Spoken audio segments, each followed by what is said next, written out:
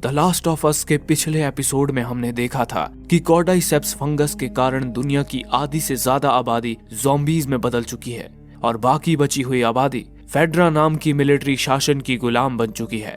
Fireflies नाम की एक क्रांतिकारी संगठन इन दोनों मुश्किलों से निपटने की कोशिश में लगी है। फायरफ्लाइज का एक गुट हथियारों की मदद से फेडरा के नाक में दम किए हुए था, वहीं दूसरा गुट विज्ञान की मदद से इस फंगल इन्फेक्शन की वैक्सीन बनाने में लगा हुआ था। उनकी वैक्सीन की ये खोज एक लड़की पर आकर टिक गई थी। एली नाम की इस लड़की पर फंगल इन्फेक्शन का कोई भी असर होता दिख नहीं रहा था। एली की मदद से वैक्सीन बनाने फायरफ्लाइज की लीडर उसे अपने दूसरे गुट के वैज्ञानिकों के पास भेजने की योजना बनाती है और एली को दूसरे गुट के पास भेजने की जिम्मेदारी दो स्मगलर्स जोल और टेस को देती है। जोल को अपने लापता भाई को ढूंढने जाना था और उसके लिए उसे एक ट्रक की बैटरी की जरूरत थी। ट्रक की बैटरी और कुछ हथियारों के बदले जोल फायरफ्लाइज का ये काम करने के लिए मान जाता है। उसी रात जोल और टेस एली को लेकर अपना सफर शुरू करते हैं, जो ज़ॉम्बीज जैसे कई खतरों से भरा हुआ था। अगर आपने ये एपिसोड नहीं देखा है तो पहले उसे देखिए, लिंक आपको डिस्क्रिप्शन में मिल जाएगा। आइए अब देखते हैं इस सीरीज का अगला एपिसोड। एपिसोड की शुरुआत में 2003 का समय दिखाया जाता है। इस वक्त तक सब कुछ एकदम नॉर्मल चल रहा था। इंडोनेशिया के कैपिटल जकार्ता में एक रेस्टोरेंट में लोग अपने खाने का आनंद ले रहे थे। तभी वहाँ कुछ पुलिस ऑफिसर आ जाते हैं और वहाँ ब्रेकफास्ट कर रही एक महिला को अपने साथ ले जाते हैं। उस महिला को समझ नहीं आ रहा था कि पुलिस उसे अपने साथ क्यों लेकर जा रही है। हालांकि पुलिस उसे बताती है कि उन्हें उससे एक बहुत जरूरी काम है। दरअसल ये महिला माइकोलॉजी की प्रोफेसर है जो फंगस जैसे सूक्ष्म जीवों पर रिसर्च करती है। इसके बाद वो पुलिस ऑफिसर प्रोफेसर को एक हॉस्पिटल के रिसर्च लैब में ले जाते हैं, जहां वो उन्हें माइक्रोस्कोप में एक ह्यूमन ब्लड सैंपल देखने के लिए कहते हैं। जब प्रोफेसर माइक्रोस्कोप में देखती है तो उसे उस ब्लड सैंपल में कॉर्डाइसेप्स फंगस नजर आता है। वो हैरानी से कहती है कि कॉर्डाइसेप्स तो इंसानी शरीर में जीवित नहीं रह सकता। तब ऑफिसर उसे एक कमरे में ले जाते हैं जहां एक औरत की डेड बॉडी रखी हुई थी। वो ब्लड सैंपल इसी औरत का था। जब प्रोफेसर उस डेड बॉडी की जांच करती है तो उसे उसके पैर पर इंसानी दांतों के निशान दिखते हैं। जब प्रोफेसर उसके पैर की त्वचा को काटती है तो वो देखती है कि कॉर्डाइसेप्स उसके पूरे शरीर में फैल चुका है। फिर वो उसके मुंह की जांच करती है। तभी उसके मुंह से भारी मात्रा में कॉर्डाइसेप्स के रेशे बाहर निकलते हैं जो जीवित अवस्था में थे। उसे देखकर प्रोफेसर की चीख निकल पड़ती है और वो तुरंत उस कमरे से भाग निकलती है। थोड़ी देर बाद जब प्रोफेसर शांत हो जाती है तब एक पुलिस ऑफिसर उसे बताता है कि वो मरी हुई औरत एक आटे की फैक्ट्री में काम किया करती थी। ये सुनकर प्रोफेसर बताती है फंगस आटे जैसे पदार्थ पर ही पनपते हैं। आगे वो ऑफिसर बताता है कि 2 दिन पहले अचानक उस औरत के बर्ताव में बदलाव आ गया। वो खूंखार हो गई और लोगों को काटने लगी। उसने अपने साथ काम करने वाले 3 लोगों को भी काट लिया था। खबर मिलने पर पुलिस जब वहां आई तो उस औरत ने पुलिस पर भी हमला कर दिया। उससे बचने के चक्कर में एक पुलिस वाले से गोली चल गई और वो औरत मारी गई। इसके बाद पुलिस वालों ने उन लोगों को भी मार दिया जिन्हें उस औरत ने काटा था, क्योंकि वो लोग भी खूंखार हो गए थे। ये सुनकर प्रोफेसर दंग रह जाती है। फिर वो पूछती है कि उस औरत को आखिर किसने काटा होगा जिससे वो इन्फेक्टेड हुई। क्या वहाँ कोई और भी वर्कर काम करता था? इस पर ऑफिसर उसे बताता है कि वहाँ और भी 14 वर्कर्स काम करते थे जो अभी तक लापता हैं। ये जानने के बाद प्रोफेसर के हाथ पैर कांपने लगते हैं। वो समझ चुकी थी कि अब तक उन 14 वर्कर्स ने सैकड़ों और लोगों को इन्फेक्ट कर दिया होगा और क्योंकि वो सालों से फंगस पर ही रिसर्च कर रही थी, उसे पता था कि इस तरह के इन्फेक्शन को खत्म करने की अब तक कोई दवाई नहीं बनी है। प्रोफेसर की ये बात सुनकर वो ऑफिसर भी घबरा जाता है और पूछता है अब हमें क्या करना चाहिए जिससे ये इन्फेक्शन और लोगों में ना फैले। प्रोफेसर दिल पर पत्थर रखकर कहती है कि इसे रोकने का अब बस एक ही तरीका है कि पूरे शहर को बम से उड़ा दिया जाए, जिससे आम लोगों के साथ साथ वो इन्फेक्टेड लोग भी खत्म हो जाएंगे। प्रोफेसर का सुझाया ये तरीका सिर्फ जकार्ता ने ही नहीं अपनाया था, बल्कि जब यूएस में भी लोग कॉर्डाइसेप्स से इन्फेक्टेड होने लगे तो वहाँ की गवर्नमेंट ने भी एक के बाद एक शहरों को बम के धमाके से तबाह कर दिया। लेकिन फिर भी वो कॉर्डाइसेप्स इन्फेक्शन को पूरी तरह से खत्म नहीं कर पाए। इसी जानकारी के साथ ये कहानी वर्तमान में यानी कि वापस 2023 में आ जाती है, जहां एली एक तबाह हो चुकी इमारत के अंदर सुकून से सो रही थी। जब सूरज की पहली किरण उसके चेहरे पर पड़ती है तो वो नींद से जाग जाती है और देखती है कि जोल और टेस उसी पर बंदूक ताने बैठे हुए हैं। जोल और टेस को अभी भी एली के इन्फेक्टेड होने का डर था, लेकिन एली उन्हें अपना हाथ दिखाते हुए कहती है कि कॉर्डाइसेप्स का इन्फेक्शन उसके शरीर पर असर नहीं करता। हालांकि ये बात जोल को हजम नहीं हो रही थी। उसे लग रहा था कि अभी नहीं तो देर से ही सही, पर एली भी एक खूंखार ज़ॉम्बी में बदल जाएगी। इसीलिए वो एली के साथ आगे का सफर नहीं करना चाहता था। पर टेस को अब एली पर भरोसा होने लगा था, इसीलिए वो जोल को किसी तरह एली को उसकी मंजिल तक ले जाने के लिए मना लेती है। इसके बाद टेस एली से पूछती है कि फायरफ्लाइज की लीडर मैरिलिन उसे स्टेट हाउस क्यों भेज रही है और फायरफ्लाइज के लोग उसके साथ क्या करने वाले हैं। पहले तो एली कुछ भी बताने से इनकार करती है, लेकिन टेस के जोर देने पर वो उसे बताती है कि मैरिलिन उसे फायरफ्लाइज के उस ग्रुप में भेज रही है जहां वैज्ञानिक भी हैं, क्योंकि उसके शरीर पर कॉर्डाइसेप्स इन्फेक्शन का कोई असर नहीं होता था। इस वजह से वे लोग एली पर रिसर्च करके कॉर्डाइसेप्स की वैक्सीन बनाना चाहते हैं। हालांकि जोल को ये सब बकवास बातें लग रही थी, क्योंकि फायरफ्लाइज पहले भी कई बार वैक्सीन बनाने में नाकाम हो चुके थे। लेकिन टेस उसे समझाती है कि उन्हें तो बस एली को स्टेट हाउस तक ही ले जाना है, जिसके बदले उन्हें अपनी ट्रक बैटरी मिल जाएगी। फिर चाहे वो लोग एली को मारे या उस पर रिसर्च करें, उससे उन्हें कोई मतलब नहीं है। इसके बाद वे लोग एली को लेकर आगे बढ़ जाते हैं। एली पहली बार क्वारंटाइन जोन से बाहर निकल रही थी। वो बाहर की दुनिया देखकर रोमांचित हो जाती है।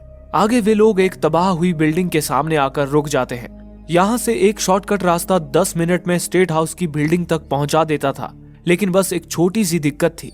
ये रास्ता ज़ॉम्बीज से भरा हुआ था। एक दूसरा सुरक्षित रास्ता भी था, लेकिन उसके लिए उन्हें कई किलोमीटर घूमकर जाना पड़ेगा। वे लोग आपस में चर्चा कर दूसरे वाले सुरक्षित रास्ते से जाने का फैसला करते हैं। रास्ते में चलते हुए टेस एली से पूछती है कि उसे इन्फेक्शन कैसे हुआ।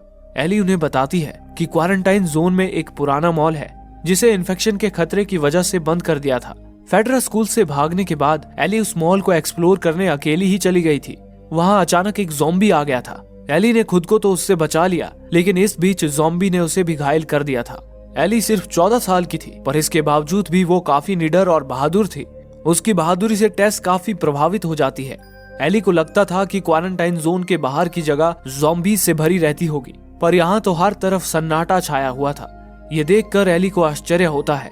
टेस उसे बताती है कि शहर में हुई बमबारी की वजह से ज्यादातर ज़ॉम्बीज खत्म हो चुके हैं और बाकी बचे ज़ॉम्बीज बिल्डिंग्स में काफी अंदर रहते हैं, लेकिन उन्हें असली खतरा ज़ॉम्बीज से नहीं बल्कि एक दूसरे जीव से है। इससे पहले कि टेस आगे कुछ बता पाती, अचानक वहाँ एक भयानक चीख गूंज उठती है, जिसे सुनकर तीनों घबरा जाते हैं। ये चीख किसी ज़ॉम्बी की नहीं लग रही थी। चीख सुनकर टेस और जोल काफी सख्ते में आ जाते हैं। एली उनसे इसके बारे में पूछती है, लेकिन वो उसे कुछ नहीं बताते और सतर्क होकर आगे बढ़ने लगते हैं। आगे वो लोग एक पुराने खंडर हो चुके होटल में पहुंचते हैं, जिसे पार करके ही स्टेट हाउस तक पहुंचा जा सकता था। उस होटल की लॉबी पानी से भरी हुई थी और उन्हें इस पानी को पार करके दूसरी ओर जाना था। तीनों पानी में उतरकर अपनी मंजिल की तरफ बढ़ने लगते हैं। एली पानी में मस्ती करती हुई होटल के पुराने सामानों से खेलने लगती है, पर वो जैसे ही एक ट्रॉली को आगे खिसकाती है, उसके पीछे से एक कंकाल बाहर निकलता है, जिसे देखकर एली घबरा जाती है। कंकाल को देखकर तीनों सतर्क हो जाते हैं और जितनी जल्दी हो सके होटल से निकलने की कोशिश करने लगते हैं। पर आगे जाते ही वो देखते हैं कि होटल की छत गिरने से आगे का रास्ता बंद हो गया था। साथ ही होटल के कमरे भी जाम हो गए थे। कोई और रास्ता न बचने के कारण टेस उस मलबे से होकर दूसरा रास्ता तलाश करने चली जाती है। समय गुजारने के लिए एली और जोल एक दूसरे से बातें करने लगते हैं। तभी अचानक एक बंद दरवाजे पर दस्तक होती है, जिसे सुनकर एली और जोल घबरा जाते हैं। हालांकि दरवाजा खुलते ही अंदर से टेस बाहर निकलती है। टेस ने दूसरी तरफ से कमरे में जाकर अंदर से दरवाजा खोल दिया था। टेस उन्हें उस कमरे की बालकनी में ले जाती है, जहां एक खौफनाक मंजर उनका इंतजार कर रहा था। वो जिस रास्ते से जाने वाले थे, उस रास्ते में ज़ॉम्बीज की पूरी फौज जमीन पर बिखरी पड़ी थी। टेस बताती है कि पिछली बार जब वो यहाँ आए थे, तब तो यहाँ इतने सारे ज़ॉम्बीज नहीं थे। हो सकता है ये लोग क्वारंटाइन जोन की तलाश में यहाँ आए होंगे, लेकिन वहां पहुंचने से पहले ही इन्फेक्टेड हो गए होंगे। एली गौर करती है कि सारे ज़ॉम्बीज की मूवमेंट्स एक जैसी ही है, जैसे वो एक दूसरे से जुड़े हुए हों। वो टेस से इस बारे में पूछती है। टेस उसे बताती है कि कॉर्डाइसेप्स फंगस जमीन के अंदर तक पनपते हैं। उनके लंबे रेशे किसी तार की तरह जमीन के अंदर मीलों दूर तक फैले होते हैं और ये रेशे ही मीलों दूर तक मौजूद ज़ॉम्बीज को कनेक्ट करके रखते हैं। अगर किसी इंसान ने गलती से इनके रेशों पर कदम भी रख दिया, तो उन रेशों से जुड़े सारे ज़ॉम्बीज को उस इंसान की लोकेशन का पता चल जाता है। फिर यह ज़ॉम्बीज उसका पीछा करते हुए उस तक पहुंच जाते हैं। जोल और टेस इतने सारे ज़ॉम्बीज को देखकर डर के मारे अपना रास्ता बदल देते हैं। अब उनके पास शॉर्टकट से जाने के अलावा और कोई रास्ता नहीं बचा था। वो शॉर्टकट एक म्यूजियम से होकर जाता था, वो लोग जब म्यूजियम में पहुंचते हैं तो देखते हैं कि कॉर्डाइसेप्स ने तो पूरे म्यूजियम को ही अपना घर बना लिया था। जोल उस फंगस की जांच करके बताता है कि ये फंगस पूरी तरह से सूख कर बेजान हो चुका है, जिससे वो ये अनुमान लगाता है कि इस फंगस से जुड़े हुए ज़ॉम्बीज भी अब तक मर चुके होंगे। फिर वे लोग सतर्कता बरतते हुए म्यूजियम के अंदर प्रवेश करते हैं। वे लोग बड़ी सावधानी से अपनी मंजिल की तरफ बढ़ रहे थे, तभी उनकी नजर कोने में मरे पड़े एक आदमी पर पड़ती है। उस आदमी के शरीर पर जगह जगह घाव के निशान थे, लेकिन वो घाव देखकर लग नहीं रहा था कि उस पर किसी ज़ॉम्बी ने हमला किया है। ये देखकर जोल और टेस के शरीर में डर की एक सिहरन सी दौड़ जाती है, क्योंकि ये घाव उसी जीव ने दिए थे जिसकी चीख उन्होंने कुछ देर पहले सुनी थी। वो जल्दी से एली को लेकर वहां से निकलने लगते हैं। फिर वो लोग दबे पांव ऊपर की तरफ जाने लगते हैं। ऊपर पहुंचकर वो लोग जैसे ही एक कमरे में घुसते हैं, तभी बाहर की छत ढह जाती है। एली और टेस जख्मी होने से बाल बाल बच जाते हैं। छत के मलबे ने उस दरवाजे को पूरी तरह से ब्लॉक कर दिया था, जिससे वो तीनों अंदर आए थे। तभी अचानक वहां पर क्लिक क्लिक की आवाज गूंजने लगती है, जिसे सुनकर डर के मारे उन तीनों के पसीने छूट जाते हैं। टेस और जोल को जिसका डर था वो जीव यहाँ पहुंच चुका था। वे लोग एक शोकेस के पीछे छुप जाते हैं। तभी वहां एक पूरी तरह से विकृत हो चुकी इंसानी आकृति प्रवेश करती है, जिसे क्लिकर कहा जाता था। क्लिकर फंगल इन्फेक्शन का अगला स्टेज था। इन्फेक्टेड इंसान ज़ॉम्बी बनने के 1 साल बाद क्लिकर में बदल जाता है। क्लिकर्स की आंखें तो नहीं होती थी, पर वो चमगादड़ की तरह इको साउंड के जरिए क्लिक क्लिक की आवाज निकालकर अपने शिकार का पता लगा लेते थे। तभी वहां एक दूसरा क्लिकर भी पहुंच जाता है। वो तीनों अपनी सांसें थाम कर चुपचाप एक ही जगह पर खड़े हो जाते हैं। वो क्लिकर उनके बहुत करीब आ चुका था। जोल और टेस तो बिल्कुल शांत खड़े थे, लेकिन उस क्लिकर का भयानक चेहरा देखकर एली डर के मारे सिसक जाती है। सिसकने की आवाज सुनकर वो क्लिकर उन पर हमला कर देता है। जोल भी उस पर गोलियां बरसाने लगता है। हालांकि उस दरिंदे पर तो गोलियों का भी कोई असर नहीं होता और वो जोल पर टूट पड़ता है। इतने में दूसरा क्लिकर टेस और एली की तरफ बढ़ता है। टेस एली को लेकर वहां से भागने लगती है, लेकिन क्लिकर से बचने के चक्कर में दोनों एक दूसरे से अलग हो जाते हैं। इधर जोल क्लिकर का ध्यान भटकाकर एक दीवार के पीछे छुप जाता है। तभी उसकी नजर एली पर पड़ती है, जो वहीं पास की एक टेबल के पीछे छुपी हुई थी। जोल उसके पास जाता है और उसे लेकर दबे पांव वहां से निकलने लगता है, लेकिन अचानक उसके पैरों के नीचे कांच का एक टुकड़ा आ जाता है, जिसकी आवाज से वो क्लिकर उन्हें ढूंढ लेता है और उन पर हमला कर देता है। हालांकि तभी जोल उसके सिर पर गोली मारकर उसे खत्म कर देता है, पर वो दूसरा क्लिकर अभी भी जिंदा था। वो उन पर हमला करने बढ़ ही रहा होता है कि तभी टेस वहां आकर एक कुल्हाड़ी उसके सिर में घुसा देती है और जोल बगैर मौका गवाए उसे भी मौत के घाट उतारता है। वो लोग क्लिकर से तो बच गए थे, लेकिन टेस के पैर में मोच आ गई थी। उससे भी बुरी बात ये थी कि एली क्लिकर से दोबारा इन्फेक्टेड हो गई थी। वो सभी म्यूजियम से बाहर निकल जाते हैं। जोल को अभी भी ये डर था कि इस बार तो एली पर इन्फेक्शन का असर जरूर होगा। वो टेस से इस बारे में बात करता है, पर उसकी ये बात सुनकर टेस भड़क जाती है और जोल से कभी तो अच्छी बातें करने के लिए कहती है।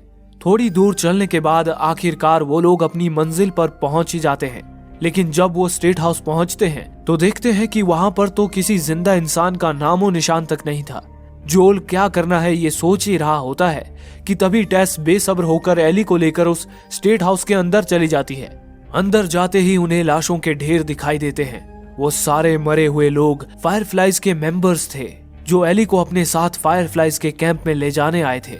वहां थोड़ी छानबीन करने के बाद जोल को पता चलता है कि उनमें से कुछ लोग इन्फेक्टेड थे। इससे जोल ये अनुमान लगाता है कि फायरफ्लाइज की टीम का कोई आदमी किसी तरह इन्फेक्टेड हो गया होगा और उसने दूसरे टीम मेंबर्स को भी इन्फेक्टेड किया होगा। बचे हुए टीम मेंबर्स और इन्फेक्टेड टीम मेंबर्स में गोलीबारी हुई होगी, जिसमें सब लोग शहीद हो गए।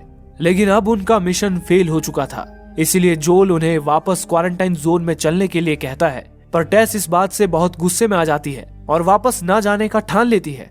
वो फायरफ्लाइज के सामान की तलाशी लेने लगती है ताकि उसे उनके दूसरे ठिकाने का कोई नक्शा मिल जाए, जिसके जरिए वो एली को उन तक पहुंचा सके।